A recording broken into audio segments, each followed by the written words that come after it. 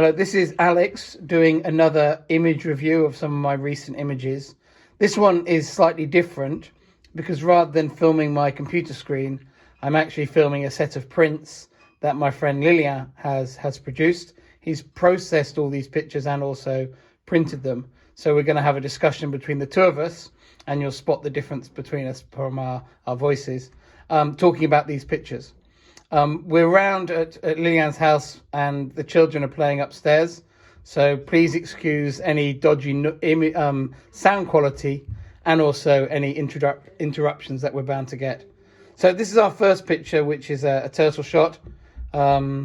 This picture, I think, actually is looking better on the recording on the phone than the print, Lilian, don't you think? Yeah, because one of the issues we've got here is we had a very high contrast in this image that is not that apparent as much in this image, in the print itself, because the black are not as black and the white are not as white we expected. Yeah, the phone is correcting that, I have to say. It's much flatter. You can see on my hand it's quite contrasty.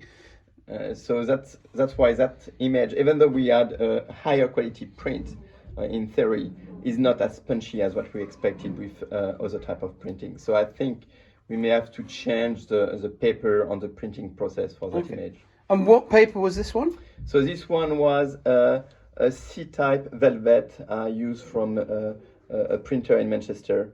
So it's a higher quality C-type printing, but perhaps we may have to move to a G-clay print on animal paper.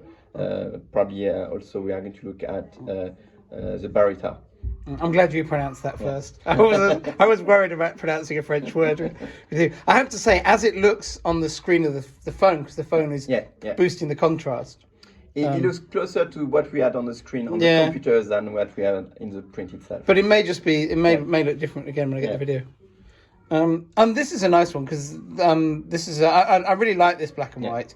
It's the sort of scene that typically I'd show as a colour picture. But I think as a black and white, you just get so much from the contrast of these are schooling bannerfish in the foreground, and also from the sunburst in the background. You've got a proper depth in the image, so you can almost feel as if it was a 3D image when you look at that. So this one is on a C print, a basic C print, and with lower quality. Underneath, you can see the other C print, the same one we use for the turtle. And you can see that the black here, especially when you look at the black we've got here, is much darker, much more pronounced than the dark in the same area in the other type of print. Yeah, I agree. So I think, again, if we use so cheap is good. Cheap is good sometimes.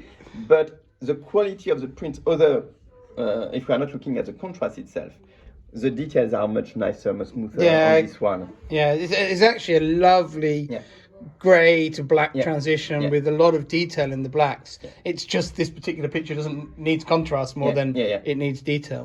And it's really interesting. It's why it's such an important part of this process, not just to process on screen, but to print and have a look at the pictures. And then try to make a correlation between what you got on the print you choose on what you got on your screen, so you can adjust the screen as well. It's probably better if you move these across because I'm wobbling a lot the filming. So here is another very dark image, and when you look at the screen, it was nighttime when I took it. and you add very small difference in the shadow when you look at the screen on the computer, which are not as apparent in the print itself. But again, that's for the rest of the picture we've got, they are going to be on a cheaper print, which is quite nice to proof the image itself.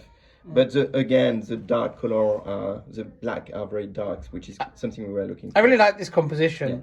And this is from my recent Maldives trip of manta just swimming in the beams of light from the back of the boat. Can you move to the next one because I'm just going to wobble on the. That's another manta shot. That's still in the same image. And again, when you look at the screen, you will be able to see two different shadows here and a bit of light on the side. It's not as apparent on that print. But again, I think probably... I actually see it a bit more on the phone than I do with my own eyes. It's crazy. I can hardly see that difference from my own eyes in this room. And I see it on the phone screen quite clearly. Actually you can see the two rays here of dark shadows and a small ray of light in the middle. I broke my phone screen though, and this is not an original screen, and it's actually more contrasty. So actually the video might not show it as clearly as the screen shows us now.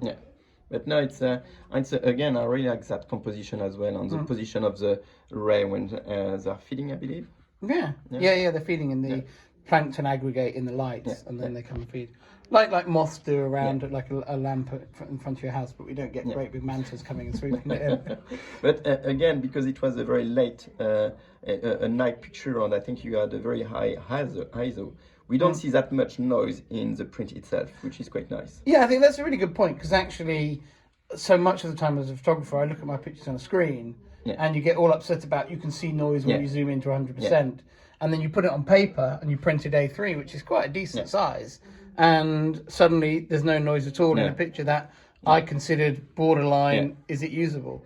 It's not a very crisp image because of the fact it was nighttime, and the light is kind of meant to it, so it got a little bit more atmosphere in it, but it's not noise here that we can see.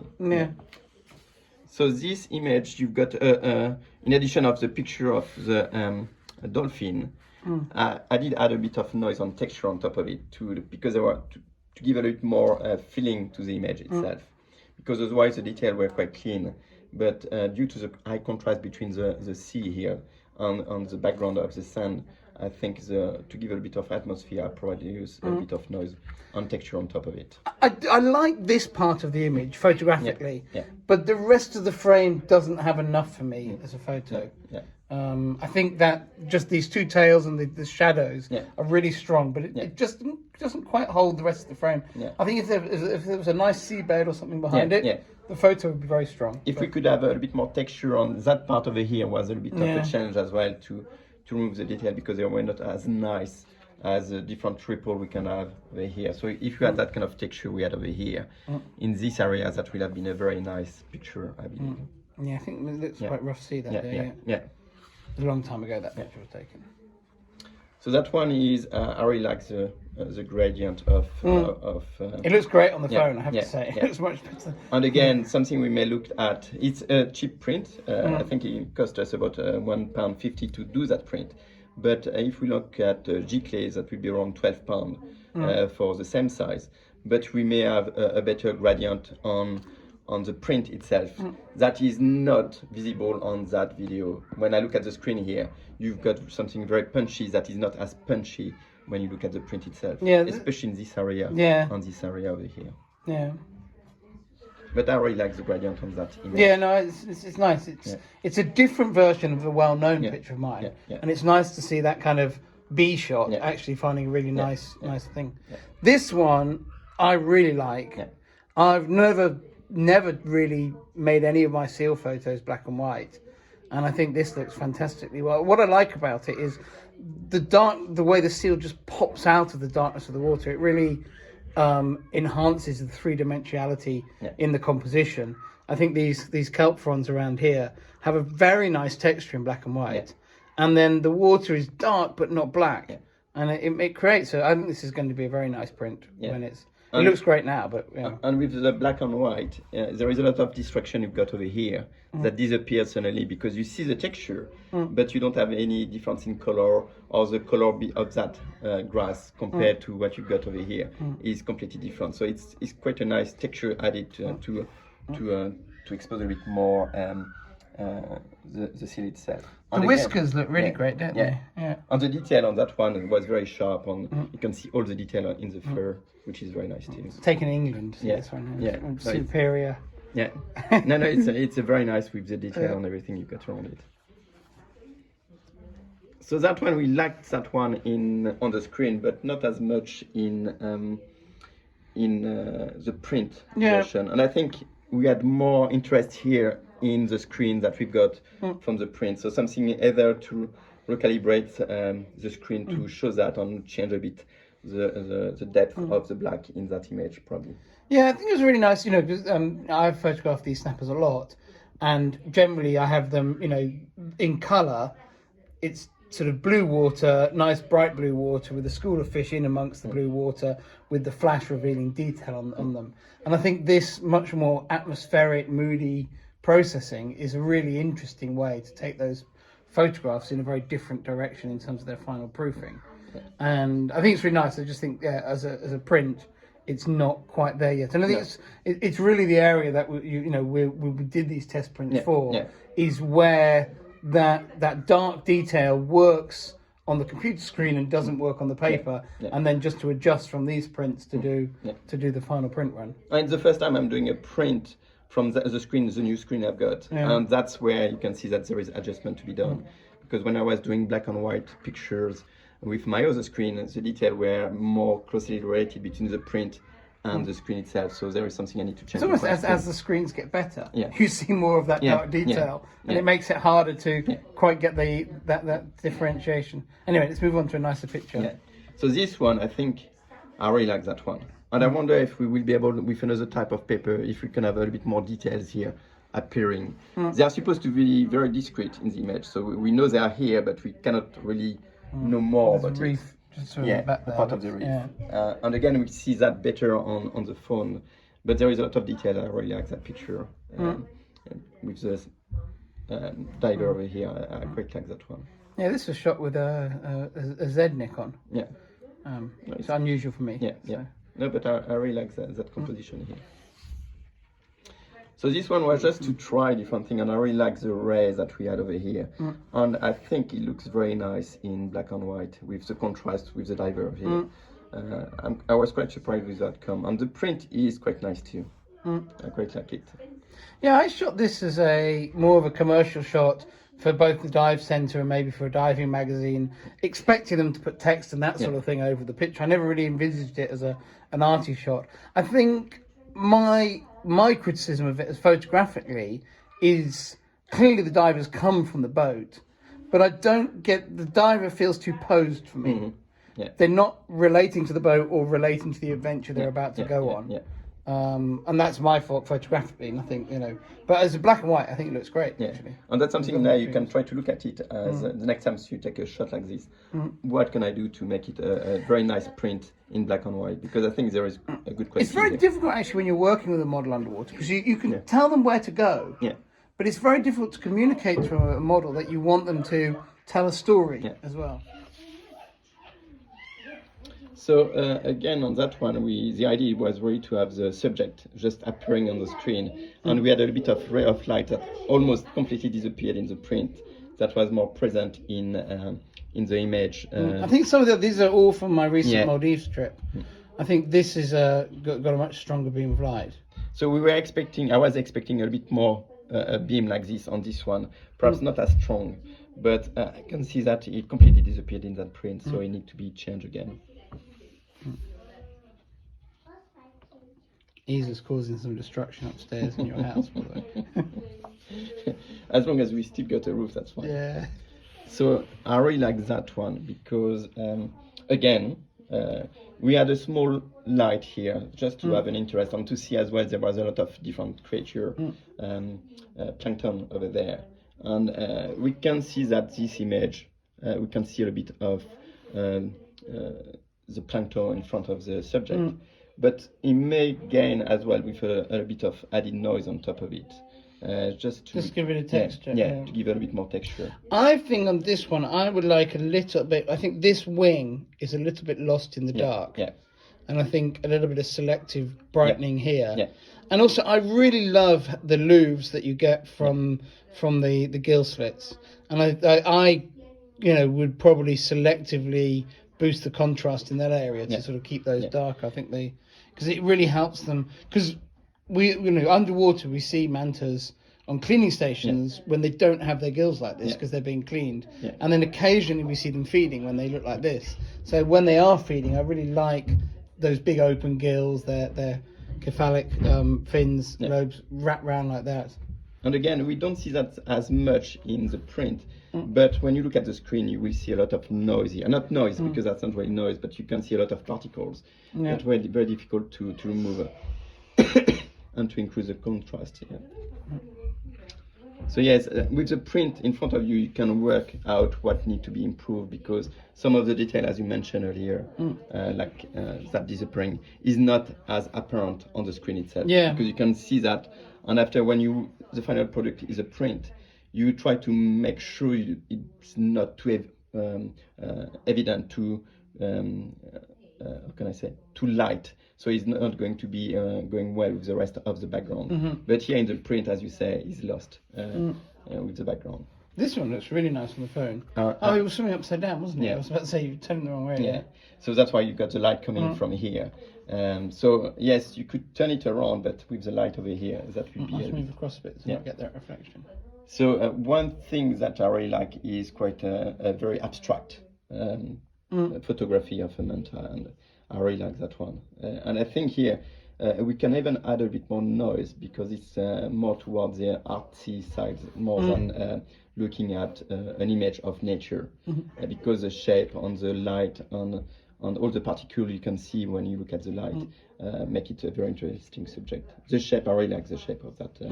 Of that picture. I really like this oval, and I like the fact that the two fins are not that symmetrical, even though the rest of the body is. It feels like nature, not to be completely perfect. This one, I really like the print. Yeah, it's very dramatic. It's a little bit darker on the phone actually, and probably if I zoom out a little bit, have a bit more bright desking. Obviously the desk isn't showing white on here. It's going towards high key almost in the processing, and it looks really dramatic. The dark shark, there's lovely detail on the body of the shark. If you look at the detail on the eyes as well, it's very, very nice. Can we have a wet paper towel to clean my face? So I really like that picture on there. It's almost because there is not much particle. You've got the texture of the sea here. You don't have much particle, so it's kind of surrealistic in a way. I really like that picture. And it's a nice complement to the next one, isn't it? Because there's a nice pair of them, which is the dark one. So on that one, it's a dark one, so it's a very low-key image. Unfortunately, again, with the print, we lost a lot of contrast over here. And again, same thing here. It doesn't look the same way as what we had in it was always intended to be a dark picture, but on the screen the shark really came out. So this is one that's definitely going to need a bit more processing work. Probably on the more expensive paper, it would probably have come through. And again, I will try with a more expensive paper using G-clay instead of C-type to see what kind of outcome we get from there. And then change a bit the processing to see if it's dependent on my screen. I like it dark though. I mean, I think it's got a really nice, here's the shark appearing feel to it, which it doesn't have as a colour shot, obviously. This is a photo that I have processed as a colour shot. Okay.